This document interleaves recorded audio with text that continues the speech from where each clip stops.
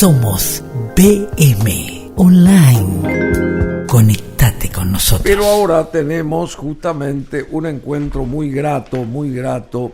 Nos sorprende esta habilidad que tiene este chico joven de 34 años. Él es abogado, él es magíster en asuntos públicos y gobernabilidad. Él también le apasiona a él la geopolítica, por ejemplo, asuntos públicos. Bueno, ya decía, él es especialista en gobernabilidad, también ya enfatizaba esto, gerencia política y gestión pública. Estuvo en la George Washington University, estuvo por 2 años, creo que allá en Washington, justamente estudiando todo esto, y es especialista en contrataciones públicas. Y lo recibimos con un fortísimo aplauso a Diego Sosa. No sé qué tengo en la cara. ¿Qué tengo en la cara? Bueno, mi cara es horrible, pero ¿qué tengo? Ahí se limpió. Bueno, genial. Muchas gracias, Emanuel.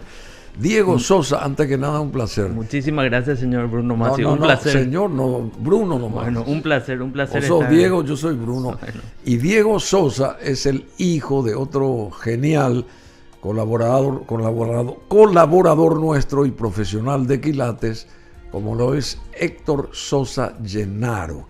Así que donde está el palo está la astilla, ¿eh? Pero ustedes tienen mucha afinidad en todos los aspectos. Bastante, ¿verdad? porque bueno, yo a mi padre le considero un ejemplo. Sí. Él justamente me inculcó la profesión, también en lo que es este trajinar del tema de la geopolítica me apasionó bastante. Descubrí en mi estudio justamente que al principio a mí siempre me gustó la política nacional y luego justamente un consultor político, el profesor de la Universidad Camilo José Cela de Madrid, el rector. ¿Estuviste también por allá? No, en la Universidad Columbia del Paraguay hacen una especie sí, de convenio, sí, y él viene, ¿verdad? Y está catalogado como uno de los 20 mejores consultores políticos del mundo, ¿verdad? Y una vez en los breaks de la clase yo le dije, profesor, está esto, y él me decía, Diego, la verdadera política es la política internacional.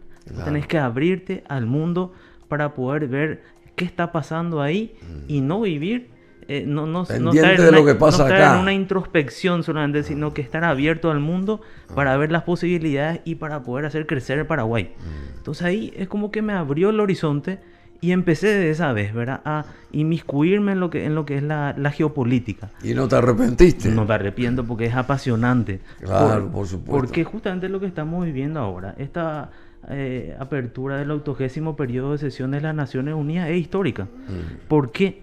Porque estamos ante lo que llamaría Bersinski, que fue el asesor de seguridad nacional de Jimmy Carter, el presidente Jimmy Carter, en su libro El Gran Tablero Global.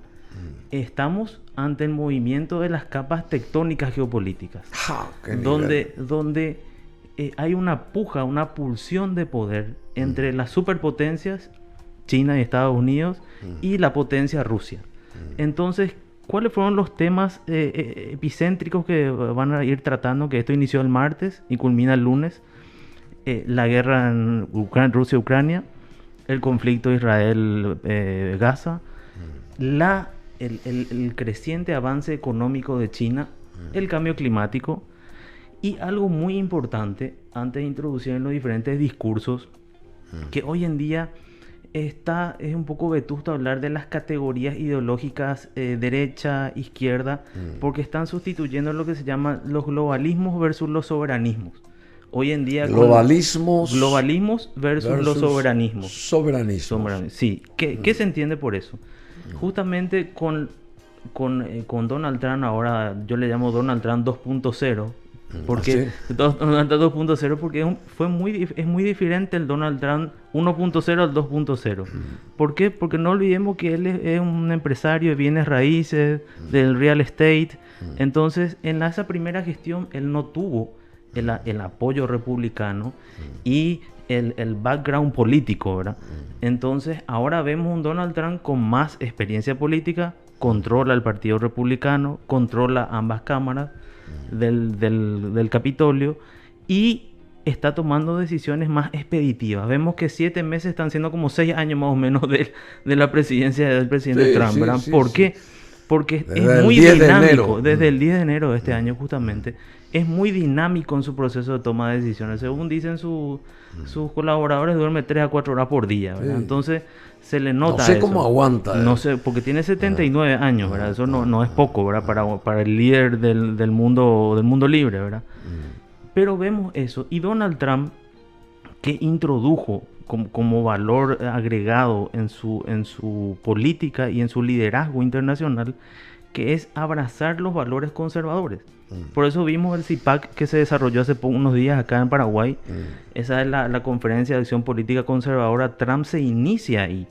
Su primer acto ¿Vos participaste grande. de esa conferencia? No pude participar. Por tema laboral no pude participar. Pero él inicia ahí. Su primer discurso grande para la primera campaña, él abre ahí. Y desde ahí empieza un movimiento que empieza a poner de moda nuevamente los valores conservadores ante la concentración total de la izquierda, llamada ahora globalismo, ¿verdad?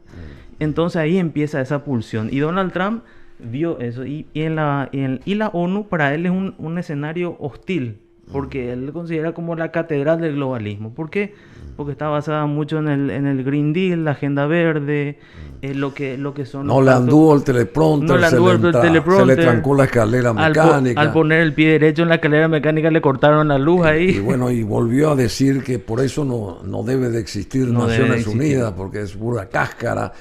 En fin, el debate del 80º periodo de sesiones allá en New York, en Naciones Unidas, ha dado comienzo el martes 23 de septiembre y continúa hasta mañana sábado 27 de septiembre y concluye el lunes 29 de septiembre del 2025. Para nosotros es feriado acá por ser el día de la batalla de Boquerón, pero estamos activamente acá en la radio y en la televisión. Vamos a tener muchísimos invitados este lunes también. El tema del debate general de este periodo número 80 de sesiones de la Asamblea General es Juntas y juntos somos mejores. Más de 80 años al servicio de la paz, el desarrollo y los derechos humanos. Al servicio de la paz, pero hay muchas guerras.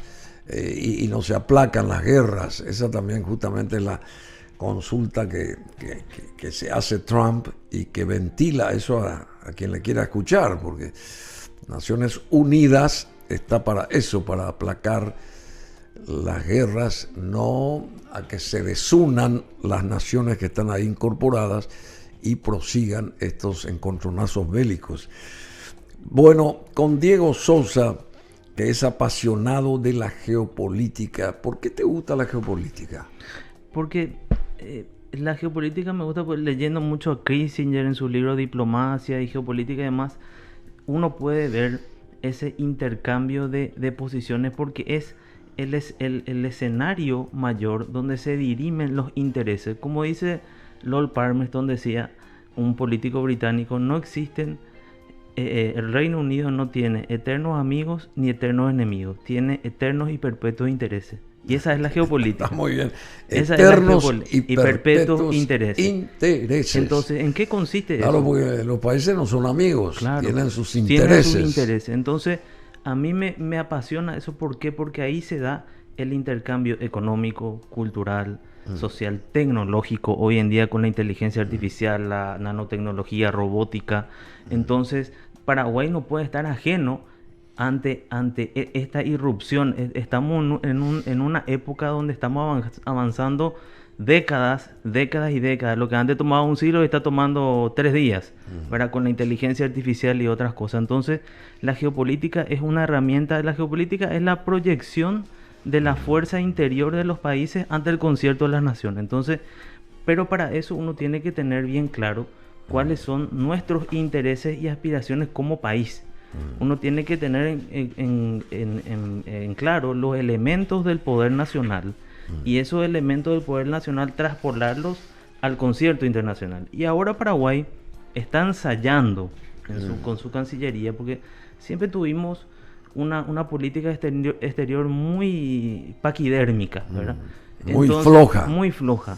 Y especialmente eso no ahora con puede este ser. canciller. Y hoy en día, Bruno, en este particular escenario geopolítico no hay lugar para tibios. Es momento de elegir posiciones. Y porque de eso se está debatiendo. Hoy se está definiendo la torta mundial. Lo que vimos, por ejemplo, en Anchorage, en Alaska, la famosa reunión de Putin con el presidente sí, Trump. la capital Ahí de no Alaska. ahí no se habló únicamente de Gaza. De hecho, no se habló de Gaza. ¿Qué se debatió? Se debatió economía.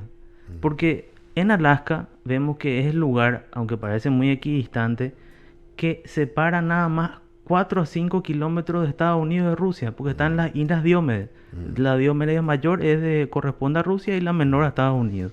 Entonces ellos hablaron de un corredor económico que va a incluir a China también, tierras raras, petróleo, gas. No olvidemos que Alaska y el Ártico es un lugar muy rico. Bueno, Alaska era de Rusia y fue vendida territorialmente a Estados Unidos.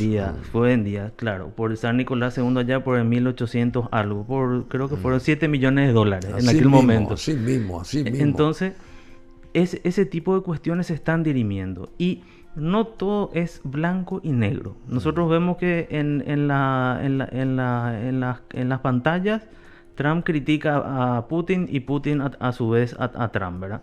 Pero en esa reunión de Anchorage fue muy importante de Alaska porque fue la primera pata para generar lo que yo le llamo el orden tripolar. ¿Cuál es? El orden tripolar, Estados Unidos, Rusia y China se va a sellar en octubre, porque hay una reunión muy importante de la PEC en Corea del Sur. En Corea del Sur, y van a estar reunidos el presidente Xi Jinping y Trump. Van a verse las caras, ¿verdad? Y eso es muy importante. Y ahí se cierra, para mí, si no es ante el futuro de Venezuela también. Porque nada es en vano. Como un tablero de ajedrez, uno va jugando las piezas ya se jugaron. ¿Y Kim Jong-un no va a participar ahí? Kim Jong-un es una persona que depende, un presidente, un autócrata, un autoritario, que depende absolutamente de China. Absolutamente. Es su padrino en todos los sentidos, ¿verdad? Le mantiene y le sostiene. Más a mi favor, si está Xi Jinping, sí. ¿por qué él no va a participar? Claro. Pienso que sí, es un gran figuretti también. También. Bueno, también potencia nuclear y un elemento muy importante que citas, Bruno, ya que le citas al líder de Corea del Norte. Hace poco tuvimos la cumbre de la Organización de Cooperación de Shanghái en Tianjin, en China. Sí. Y la parada militar en Beijing. Fue soberbia, impresionante. Que se erige Xi Jinping como el líder de ese bloque.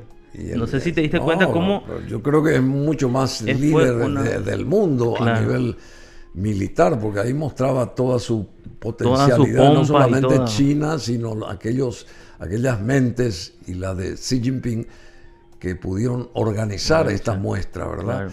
Y realmente Estados Unidos quedó en el segundo, tercero, cuarto y quinto lugar también después de esto. Y otra cosa muy importante, porque qué linda imagen, ahí vemos los líderes de Indonesia, Azerbaiyán, Armenia, todos los líderes, ¿verdad?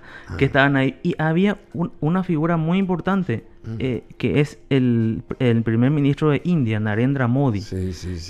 Estuvo en la Organización de Cooperación de Shanghái y no olvidemos los conflictos grandes que tienen territoriales India y China. Y Trump logra acercar a India y China porque Trump impuso aranceles del 50% a los productos indios. Entonces, ¿qué hace Putin? Le trae al lado de la Organización de Cooperación de Shanghái, cosa que no pasaba antes, porque inclusive en cumbres de G20 India no iba porque iba Xi Jinping y ahora están juntos. O sea, la India ahora es como una suerte de la niña bonita. Exacto. Entre China y Estados Unidos. Y Putin se erigió como el gran anfitrión, el gran pacificador y unidor que logró ensamblar. Porque si vemos, todo es escenografía. Hubo una parte donde en China se vio cómo se estaban riendo, Putin entraron de la mano, Modi y Putin entraron de la mano, se reunieron con Xi Jinping. Eso es un gesto muy importante en la India, el agarrarse de la mano con una persona, solamente se agarran los hermanos. Aquí está en vivo Netanyahu, allá en Naciones Unidas. A ver, vamos a escuchar un tanto lo que dice. Reconocieron el Estado palestino. They did so ¿Lo hicieron? after Después de los horrores que cometió Hamas el 7 de octubre, horas. Bueno, recién dijo no al reconocimiento de Palestina, dice Lo voy a decir de vuelta. líder Casi el 90% de la población palestina apoyaron el ataque del 7 de octubre. No Bueno, se lo apoyaron, hay mucha gente que está a favor de este señor y muchísima más que está en contra, así que y hay que separar lo que son las autoridades y las querencias o la calidad de un pueblo. Yo separaría porque a veces las autoridades están muy distantes de la realidad de un pueblo. Eso ocurre en todas partes. Así que también. La mayoría de los países abandonan la asamblea de la ONU a la llegada de Netanyahu. Bueno, atención con esto. Esta es una información muy contundente. Esto ocurrió ahora mismo. Ocurre esto en Naciones Unidas. La mayoría de los países abandonaron la Asamblea General de Naciones Unidas a la llegada de Benjamin Netanyahu. Este señor tiene un rechazo absoluto en gran escala. Con el apoyo de Estados Unidos, Netanyahu promete responder a los países que reconocen al Estado palestino. Esos países son Francia, Gran Bretaña, Australia y Portugal, exactamente. Con el apoyo de Estados Unidos, dice Benjamin Netanyahu, su país promete responder a estas naciones que reconocen al Estado palestino. ¿Y por qué? Porque así como en 1948 Israel tuvo su posicionamiento geográfico territorial, porque los palestinos no empezaron también a aprovechar el suyo, que tenían todo el respaldo y la venia de la gente que estaba ahí en New York, justamente y entonces se iba a dirimir hace rato toda esta problemática eterna de nunca acabar, ¿no te parece? Sí, totalmente, Bruno. Justamente ahí la ONU intervino, el Consejo de Seguridad ya en el 47 y se sella en el 48, el 14 de mayo, la independencia, digamos, del Estado de Israel. Pero hay un elemento importante, una pata importante, Palestina. O sea, la solución de dos estados ya está del 48, pero las partes no están respetando. Pero ahí hay un aspecto también muy importante que de repente acá nosotros en la visión occidental no estamos teniendo en cuenta, que ¿Cuál es? Que este es un conflicto eminentemente religioso, porque es algo irreconciliable. Israel dice que Dios, que es la tierra prometida y que Dios les dio esa tierra. Palestina, que vienen de los filisteos y demás, también dicen que ellos habitaron siempre el territorio, ¿verdad? Y de hecho hay una cuestión ahí del Imperio Romano y demás, Adriano, que bueno, nos vamos a remontar muy lejos, pero acá la situación es la siguiente: desde el Imperio Otomano del siglo XIX, no olvidemos que toda esa región pertenecía a lo que es Turquía. Vamos a ver cómo se levanta la gente rechazando la presencia de Netanyahu ahí en el proscenio principal de la sala de sesiones de Naciones Unidas. Se levanta la gente, se va la gente, como diciendo: no te queremos escuchar. Delegados se retiran del recinto antes del discurso de Benjamin Netanyahu. Y de entrada le bajó la caña a Palestina, Netanyahu.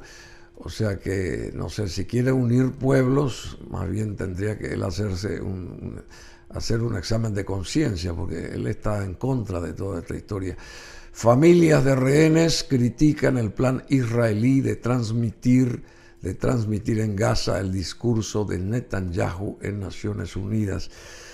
Bueno, y estamos nosotros con Diego Sosa, un abogado joven, muy interesante, muy inteligente, magíster en asuntos públicos y gobernabilidad, apasionado de la geopolítica.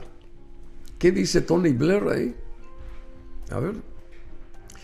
El ex líder británico Tony Blair, que a mí me gustaba mucho, entre paréntesis, estaría en conversaciones para dirigir la autoridad de Gaza de posguerra, porque Israel quiere tomar ese territorio, pero que administre otro país para que no digan que se apropió de ese terreno. pero quiere dominar Israel eso, o sea que corsetear, pero que Gaza sea administrado por otra autoridad, y en este caso estaría ahí el exministro, al parecer, del Reino Unido, Tony Blair, que ha estado en conversaciones con el gobierno de Estados Unidos sobre la posibilidad de establecer una autoridad transitoria en Gaza en caso de un alto el fuego, según informaron la cadena nacional británica BBC y el Financial Times.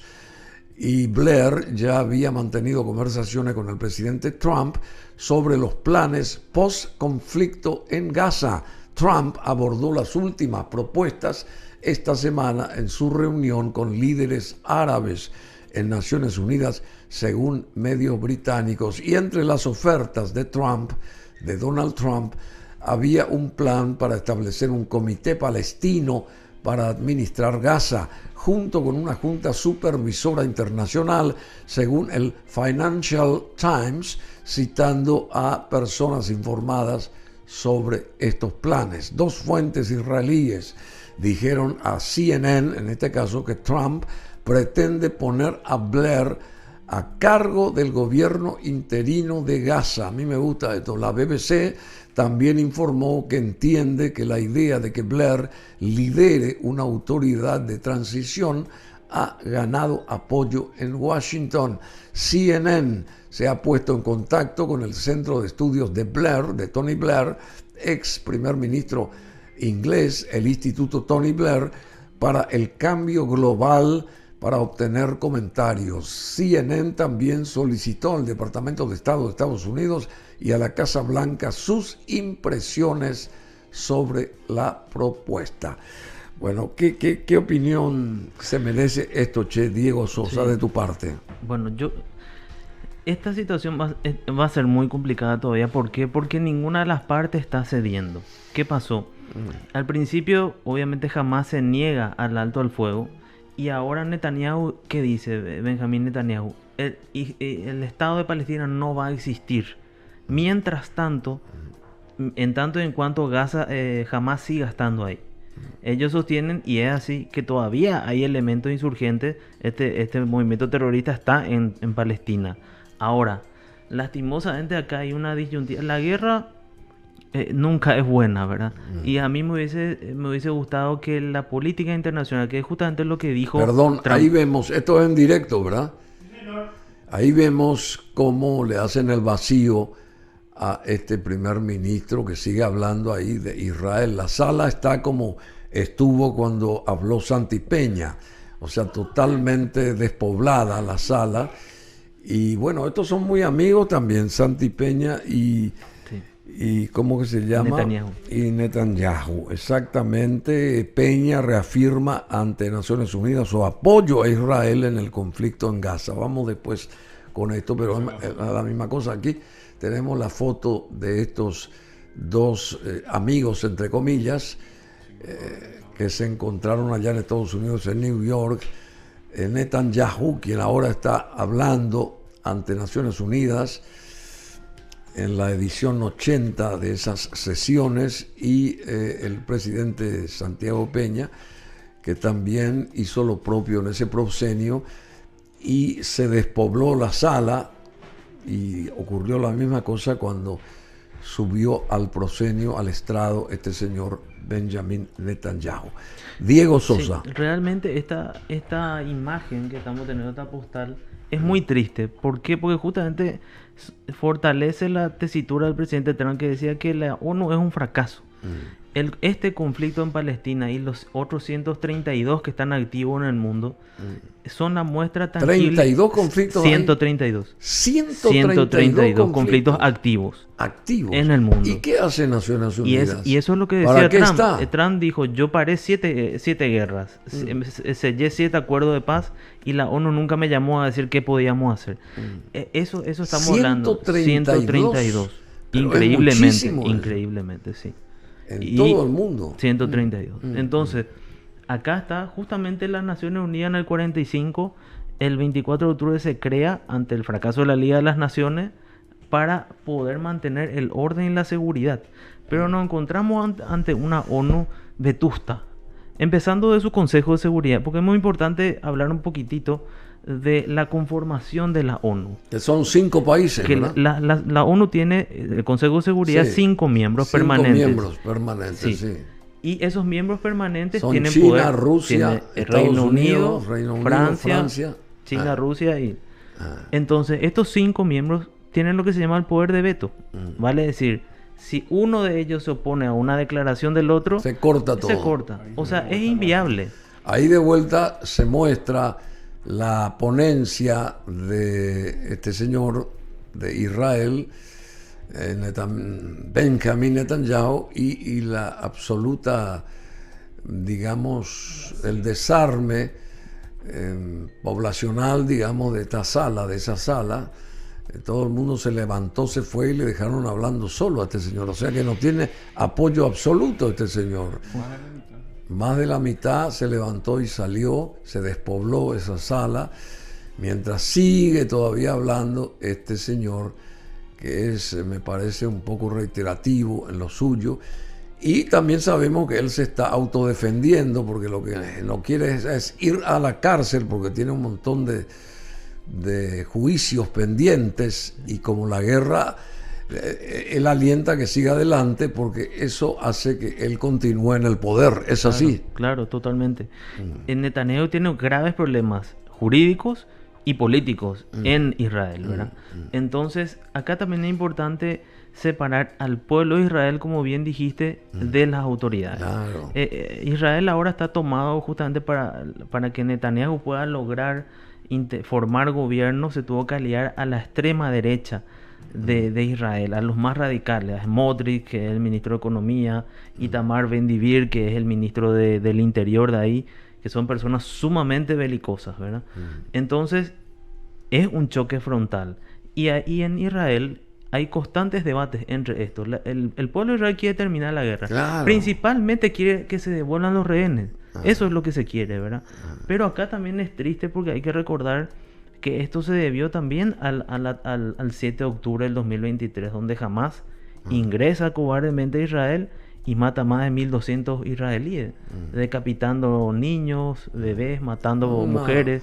Entonces, un desastre, una desgracia. Es un desastre, una desgracia. Y acá el error de Israel fue el siguiente: no podemos mantener, porque imagínense, 7 de octubre del 2023 y hoy estamos a 26 de septiembre del 2025. No se puede sostener una guerra de 2 años en una franja y matar civiles como se están matando, niños y mujeres, porque mayoritariamente desde el punto de vista demográfico, Palestina está compuesto por una población muy joven y por mujeres. Yo Entonces, defiendo a los civiles. Eso, claro, mi posición es esa, defender a pero la gente que no tiene nada que ver con la guerra. en una guerra, lastimosamente, lo importante es evitar. Cuando llegamos a la guerra, estamos ante consecuencias insospechadas. Bueno, vamos con algunos titulares de lo que ocurre y ocurrió ahí en Naciones Unidas en esta edición número 80 de las sesiones que convocan a media humanidad, más o menos representantes de muchísimos países, de más de 200 países creo que están ahí representados en Naciones Unidas. Ante ese foro, el líder palestino rechaza al gobierno de Hamás. El líder palestino Mahmoud Abbas rechazó cualquier futuro papel de Hamás en el gobierno y condenó el antisemitismo en un discurso ante Naciones Unidas, en el que pidió a todos los países que reconozcan el Estado de Palestina. Y ahora dice todo lo contrario Benjamin Netanyahu: no reconoceremos el Estado de Palestina. Y ahí están los pocos que apoyan a Benjamin Netanyahu, un primerísimo primer plano de los pocos que apoyaron, porque terminó su discurso ahora ya en Naciones Unidas, este primer ministro de Israel, que no tuvo el acompañamiento que él pretendía. Hay una aclaración muy importante a nivel político de Palestina. No olvidemos que Palestina está fraccionada, ¿verdad? Dos, lo que es la Franja de Gaza y Cisjordania. Cisjordania. Cisjordania, que los israelíes le llaman Judea y Samaria, ¿verdad? Pero bueno, está al norte. Sí, Ramallah, la capital de Cisjordania, Ramallah, ¿verdad? Entonces, Mahmoud Abbas, que ya tiene más de 80 años más o menos, es el líder de la Autoridad Nacional Palestina. Ese es el gobierno palestino real. Mahmoud Abbas no reconoce a Hamas, a la autoridad política, porque no olvidemos que en el 2006 Hamas se hizo con las elecciones y logra tomar Gaza políticamente, ¿verdad? Y desde ahí nunca más se celebró elecciones y ellos se mantuvieron in eternum ahí, ¿verdad? Hasta ahora. Entonces ahí existe una división entre los propios palestinos. Una escisión. Una decisión, exactamente, donde la Autoridad Nacional Palestina está en Cisjordania y ellos quieren recuperar Gaza. Entonces ahí también hay otro problema en el seno de los propios palestinos. Y bueno, hay otras informaciones acá. A ver. Vamos, lo que mostró y demostró Peña allá en ese proscenio también en Naciones Unidas. Santiago Peña reafirma ante la ONU su apoyo a Israel, ya decíamos, en el conflicto en Gaza. Apoya, acomoda Santiago Peña a Israel respecto al conflicto de Gaza. Taiwán también instó a Naciones Unidas a reconocer como Estado a la isla, y eso también tuvo a Santiago Peña como punta de lanza, que defendió a como dé lugar a Taiwán, a Taipei. Cadenas. Un país que quizás geográficamente parece pequeño, pero es un gigante en su espíritu y sus potencialidades. Por ello, al volar hasta Nueva York desde lejos, pensé en empezar este discurso expresando la alegría que siento por tener la oportunidad de contarle las grandes cosas que esperan al Paraguay. Sin embargo, los sucesos acaecidos en los últimos meses y días hacen que esto sea simplemente imposible. En su lugar, penosamente debo empezar recordando la anécdota del gran historiador alemán Theodor Mommsen, quien, al recibir el premio Nobel en 1903, pidió a su público que no aplaudiera tras su discurso de aceptación. Los tiempos, dijo apesumbrado, son demasiado graves para eso. Bueno, y en realidad nadie lo aplaudió también, o muy poca gente, a Santiago Peña ahí en Naciones Unidas después de su discurso, que se despobló también todo ese escenario. Cadenas de suministro, refiriéndose a China, también puntualizó en su discurso Santiago Peña, habló de la crisis de las cadenas de suministro, recordando que la pandemia de la COVID mostró su fragilidad y la guerra en Ucrania la tensó aún más, dijo él. Además, sostuvo que el mundo necesita urgentemente cadenas de suministros más confiables, más diversificadas, más resilientes, y que no se puede continuar dependiendo de sistemas que colocan la eficiencia por encima de la seguridad y el costo por encima de la confiabilidad. Diego Sosa.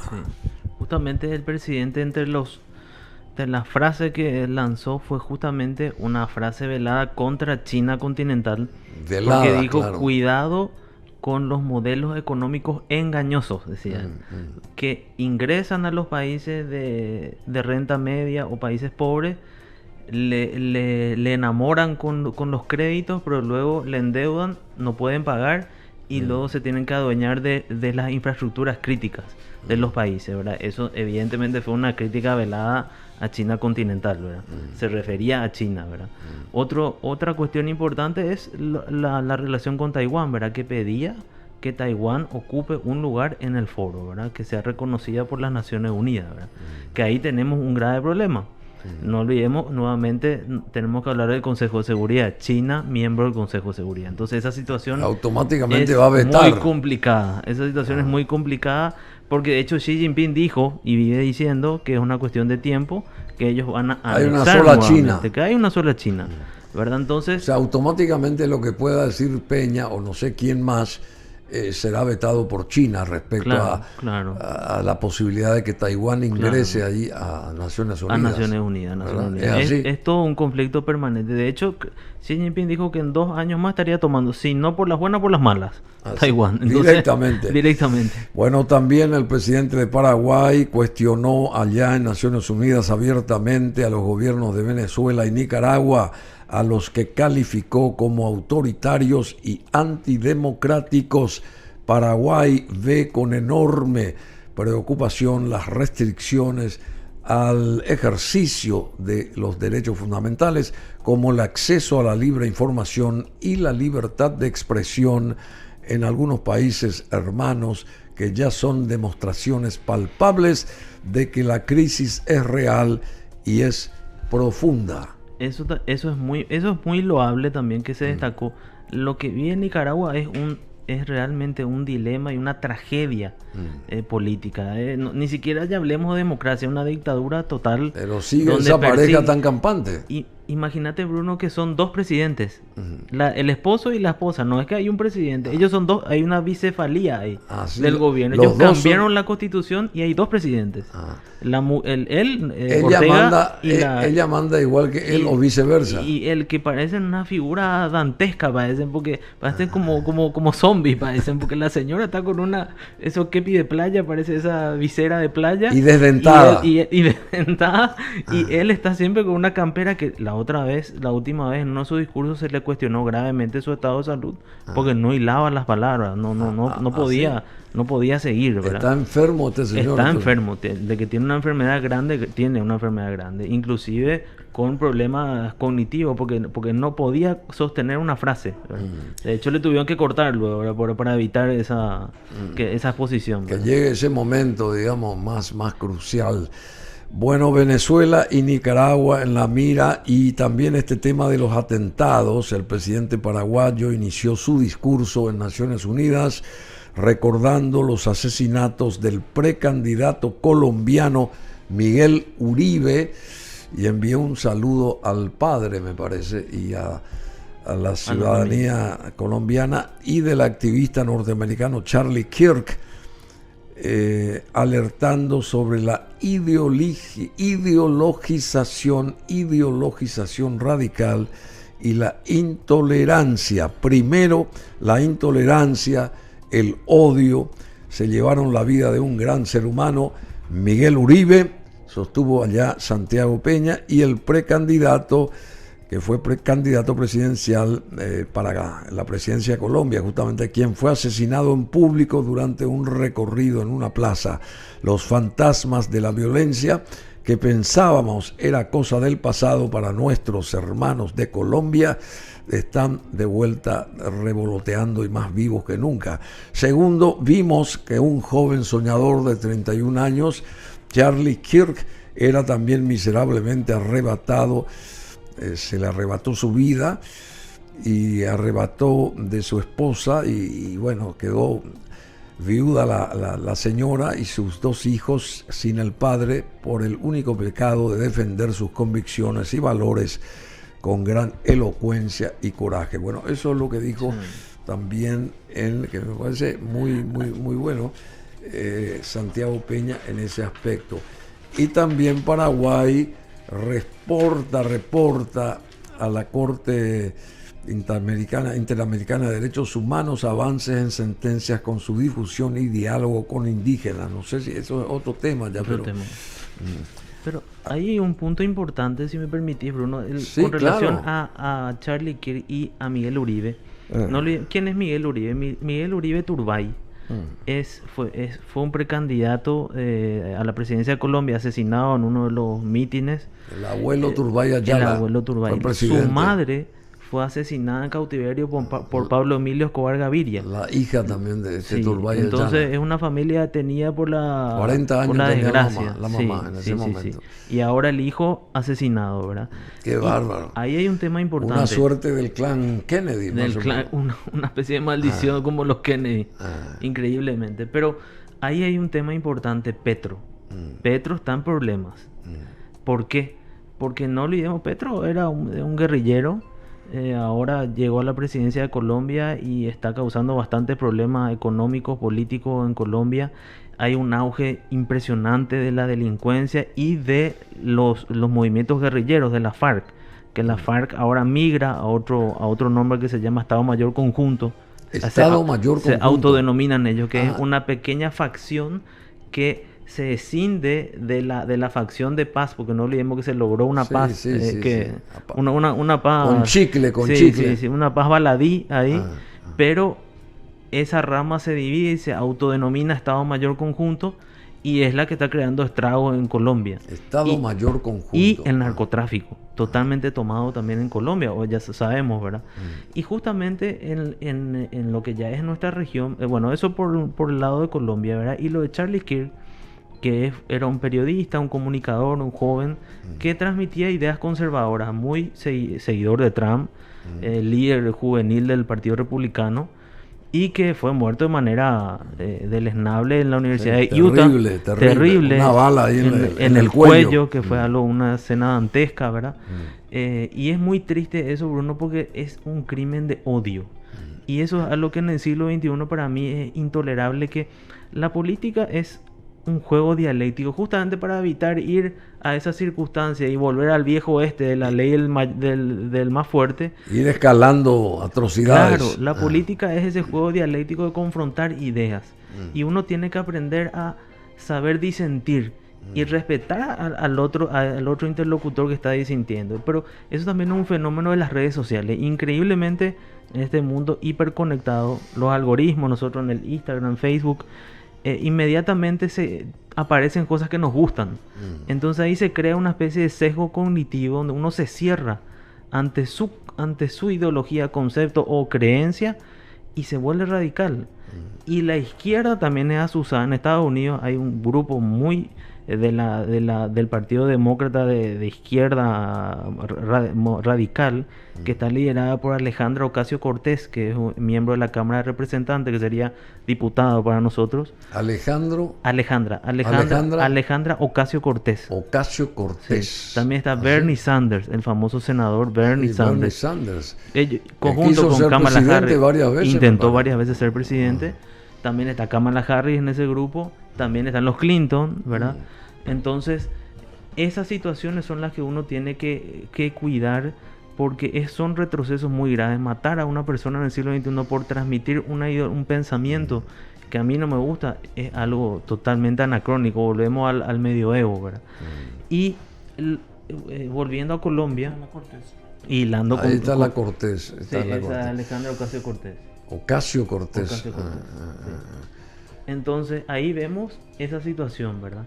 Y de hecho a Charlie Kirk se fue el propio presidente de los Estados Unidos, Trump, a los cortejos fúnebres, le rindió honores, inclusive le dio la medalla de la libertad póstuma, el honor más grande de Estados Unidos, ¿verdad?